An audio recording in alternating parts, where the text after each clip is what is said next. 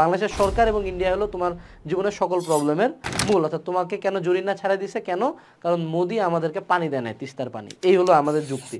তো আমরা কিন্তু কনস্ট্যান্টলি নিজের কোনো ফল্ট, নিজের লাইফের কোনো ব্যাপারে কোনো দায়িত্ব নেই না। কনস্ট্যান্টলি আমার বাপ মা এরকম, আমার পরিবেশ এরকম, বাংলাদেশে এই সুযোগের অভাব, এই দেশে থাকি কেন, এই দেশ খুব খারাপ। মানে আমি কিন্তু মানে দেশ কিন্তু আমার জনগণ নিয়ে হয়েছে, আমরাই কিন্তু দেশের অংশ। কিন্তু দেশ খারাপ কেন? দেশ খারাপ, আমি খুব ভালো, আমি হলাম সেরা, আমি গোটা পৃথিবীর 1 নাম্বার মানুষ। বিদেশে যাবে মানে এদের কথাবার্তা শুনে মনে হয় পাশ করলেই বিদেশে যাবে। বিদেশে কয়জন যাবে? মনে হচ্ছে তোর জন্য বসে আছে, তোর কোনো বাপ স্কলারশিপ নেই ওখানে, যে না পোলাটা পাশ করলে আমি ওকে বিদেশে টানে নিয়ে যাব। আমেরিকাতে তোরে মানে গা সত্যায় বসে বাবা তুই আমাদের দেশে আয়, তাই না? 90% মানুষজন যাওয়ারই যোগ্যতা রাখে না। কিন্তু এমন কথা শুনে মনে হয় যে ওই বিদেশ ওরা ডাকতেছে, কিন্তু ওই যাইতেছে না বিদেশে, ও আমাদের দেশের প্রতি বিশাল বড় উপকার করতেছে। তো সেকেন্ড দায়িত্ব হলো এই যুগের পুরুষ মানুষের রেসপন্সিবিলিটি নেওয়া শিখ। সফলতারও রেসপন্সিবিলিটি নে, ব্যর্থতার রেসপন্সিবিলিটি নে, দায়িত্ব নেওয়া শিখ। যে আমি খারাপ করছি, এটা আমার দায়িত্ব ঠিক করা, আমাকে আমার ফ্যামিলি টানতে হবে। সব হলো এক একটা মানে আমার বিশ্বাস করো ফেসবুকের প্রতি আমার এত হেট্রেড, আনলেস আমি অনলাইনে ব্যবসা করতাম আমি ফেসবুকে থুও দিতাম না। বিশ্বাস করো তোমাদের কথাবার্তা শুনে এরকম লাগে। সো সেকেন্ড ইন লাইন হলো লাইফে রেসপন্সিবিলিটি নিতে হবে।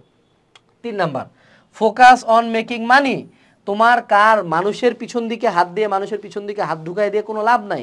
তোমার টাকা নেই, তোমার 2 টাকার কেউ দাম দিবে না। তুমি যারা বয়কট করছো তার ব্যাংকে কয়েক হাজার কোটি টাকা আছে, এটা হলো বাস্তবতা। তো তোমার বয়কট তুমি করো, কোনো সমস্যা নাই। বাট দিনের 24 ঘন্টায় যদি 24টা প্যারাগ্রাফ লেখো, এটাতে তোমার কোনো টাকা ইনকাম হচ্ছে না, তোমার কোনো যায়ও আসতেছে না। হ্যাঁ, তুমি রাইট কজের পিছনে থাকো, রাইট কজে সাপোর্ট দাও, বাট দ্যাট ডাজেন্ট মিন যে তুমি তোমার লাইফের সব কিছু এটাতে কনভার্ট করে দিবা। লাইফের 99%, তোমার লাইফের 90% প্রবলেম সলভ করার জন্য দরকার হলো টাকা। তো এখন থেকে কিভাবে টাকা কামানো যায়, কিভাবে লাইফে এস্টাবলিশড হওয়া যায়, কিভাবে ধনী হওয়া যায়, এগুলোর দিকে ফোকাস করো। ফকিন্নিদের কথা শুনবা না যারা বলে যে না টাকাই সকল সুখের মূল, ওই যে গ্রামের মধ্যে বড়শি দিয়ে মাছ ধরছি এটাতেই ভালোবাসা ছিল, এগুলা এগুলা রিয়েল লাইফে কাজ করে না। এটা তুইও জানিস, আমিও জানি, তোরও দরকার টাকা, আমারও দরকার টাকা। কিন্তু তুই কথাটা যেহেতু মুখে স্বীকার করতে পারিস না যে আমার টাকার দরকার, টাকা আমার জীবনের সব, তুই স্বীকার করতে পারিস না দেখে তোর জীবনে টাকা হবে না। সো টাকার পিছনে দৌড়া। অ্যাজ এ পুরুষ মানুষ তোমার যখন টাকা কামাবা, তুমি ফ্যামিলির দায়িত্ব নিতে পারবা, তুমি তোমার সমাজকে বেটার করতে পারবা, তুমি তোমার আশপাশের মানুষকে বেটার করতে পারবা। তুমি একটা বেকার ফকিন্নির বাচ্চা, ঠিক আছে, তুমি কিভাবে সমাজকে বেটার করবা? You have no fucking value in your life, you add no fucking value to this country.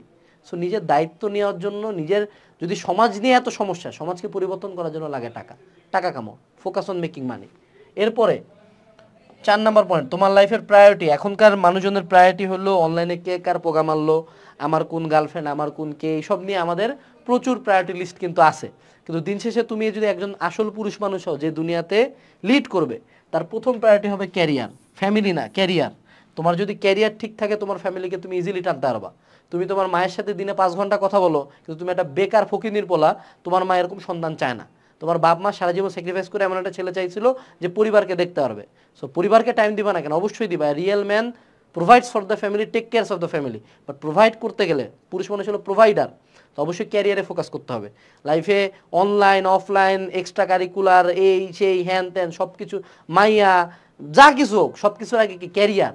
ক্যারিয়ারের সামনে যেই জিনিস বা যাই বাধা হয়ে দাঁড়াবে সেটাকে লাত মানে সরাই দিবা। 2 নাম্বার হলো কি ফ্যামিলি, ফ্যামিলিকে টাইম দিতে হবে, নট নিজের প্রিয়তমা, ফ্যামিলিকে সেকেন্ডে টাইম দিতে হবে। কারণ মাইয়া চুটকি দিয়ে গায়েব হয়ে যাবে, কিন্তু বাকি সব কিছু তোমার লাইফে থাকবে। 3 নাম্বার, এই 2টা কাজের পরে 3 নাম্বার আদার্স না, 3 নাম্বারে ফোকাস করবো হলো হেলথে। মেজরিটি চ্যাংরা ব্যাংরা মনে করো অনলাইনে এত বড় বাঘের বাচ্চা, মনে হচ্ছে যে পাইলে মনে করো আমাকে মারাই ফেলাবে, সামনাসামনি যাবো একটা সেলফি তুলে ধন্যবাদ দিয়ে হাত মেলায় চলে যায়। এই হলো তোমাকে কলিজা। মেজরিটি লিকলিকা চ্যাংরা, জীবনে কেউ জিমে যায় না, মেজরিটি জীবনে কোনো হেলদি ফুড খায় না, সব করে হলো গঞ্জুট্টি নেশাখোর, ঠিক আছে। এই যুগের মেজরিটি পুরুষ মানুষের শারীরিক ফিটনেসটাই নেই, শারীরিক ফিটনেস নেই, কিন্তু বিখ্যাত নেতা পাতিনাতি হয়ে গেছে, বিখ্যাত গ্যাংস্টার হয়ে গেছে। কিন্তু গ্যাংস্টার কিন্তু হেলথ এইদিকে মারা। তো এই জন্য হেলথের টেক কেয়ার করবা। লাস্টে তুমি আদার্সে যাবা। মনে রাখবা জিমে গেলে যতটুকু না ফিজিক্যাল আউটপুট পাবা, তার চেয়ে 1000 গুণে বেশি মেন্টাল আউটপুট পাবা। তারপরে বাকি সব কিছু, এই 1 2 এই 3, এই 3টা লাইফে ফার্স্ট প্রায়োরিটি রাখবা, তারপর অন্য কিছু। এরপরে 4 নাম্বার পয়েন্ট, সেটা হলো হ্যাভ ইউর ওন আইডিওলজিস। এখনকার যুগে বাংলাদেশে যদি তুমি মানে জনতার সাথে খাপ খাওয়াইতে চাও, তোমার প্রথম কাজ হলো তুমি নাকি গভর্নমেন্টকে হেড করতে হবে। গভর্নমেন্টকে যত হেড করবা তত মানুষজন বাহবা দিবে। তারপর তোমাকে সেকেন্ড ইন লাইন হেড করতে হবে হলো ইন্ডিয়াকে, ঠিক আছে? তারপর 4 নাম্বার তোমার হলো ভালো মানুষের সাপোর্ট পাওয়ার জন্য পড়াশোনা করা যাবে না, অর্থাৎ পড়াশোনার এগেনস্টে কথা বলতে হবে। হ্যাঁ, এবং 3 নাম্বার পর 4 নাম্বার পয়েন্ট হলো লাইফলেস হইতে হবে, ঠিক আছে?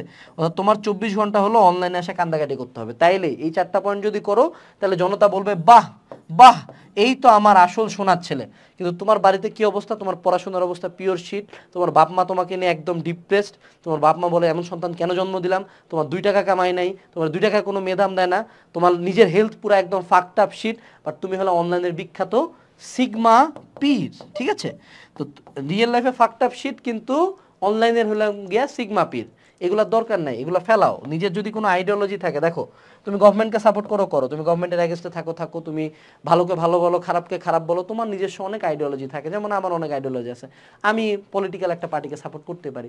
I don't give a single ফাক তুমি আমাকে লাইক করো কিনা, আমার যেটা পছন্দ আমি সেটা করব। এই যে আমি একজন মানুষ, আমার একটা আইডিওলজির সাপোর্টে আমি দাঁড়াইতে পারি, আমার কোনো যায়ও আসে না মানুষ আমাকে কি বললো, এরকম হইতে হবে। পুরুষ মানুষের আইডিওলজি থাকে, এই সমাজে সমাজ তৈরি করছে পুরুষ মানুষরা, সমাজ আগাইছেও। প্রাচীন গ্রিস, প্রাচীন রোমান, অটোমান সাম্রাজ্য, আমাদের ইসলামী খালিফাত, এগুলো নিয়ে একটু পড়াশোনা করি, ওইসব পুরুষ মানুষ কেমন ছিল, ঠিক আছে? কাদের এগেনস্টে দাঁড়াইছিল। তো be a Wolf among ships, যখন সবাই নিজেকে পিওর শিট, মাছের কাটা কিনে কেন দেশের জনগণ খাচ্ছি, তোর কি বে, তোর কি? তুই আগে টাকা কামা। তুই বুঝতেছিস দেশের ইনফ্লেশন, তোর ফেসবুক পোস্টে ইনফ্লেশন কমে যাবে নাকি গভর্নমেন্ট তুই ফেলা দিবি ফেসবুক পোস্টে? কিছু করতে পারবি না। তোর ক্ষমতা কোনখানে? তোর ক্ষমতা তোর লাইফ ইমপ্রুভ করাতে। তুই তোর লাইফে ফোকাস কর, তোর যদি আইডিওলজি থাকে সেটা সাপোর্ট কর। আমাদের দেশে এখন যদি তুই কোনো একটা মানে লিটারেলি মঙ্গল শোভাযাত্রা নিয়ে কথা হইতেছে, এখন কথা হলো মঙ্গল শোভাযাত্রা ভালো না খারাপ এই নিয়ে আমি কোনো কমেন্ট করব না। এখন কথা হলো ধর তোর ভাল লাগে, ধর তোর খারাপ লাগে, এই নিয়ে তো তোর 20টা বা 25টা প্যারাগ্রাফ লেখার দরকার নেই। একটা পোস্ট দিয়ে চুপ করে বসে থাক, চুপ করে পড়াশোনা কর, পড়াশোনা কর সারাদিন। এই বিখ্যাত মনে করো ফেসবুক লেখক হয়ে গেছিস, বা ইন রিয়েল লাইফে তোর আমি 2 টাকার দামও দিই না, তাহলে দরকার আছে? কোনো দরকার নেই তো। সো নিজের লাইফের আইডিওলজির উপর সাপোর্টে থাকতে হবে।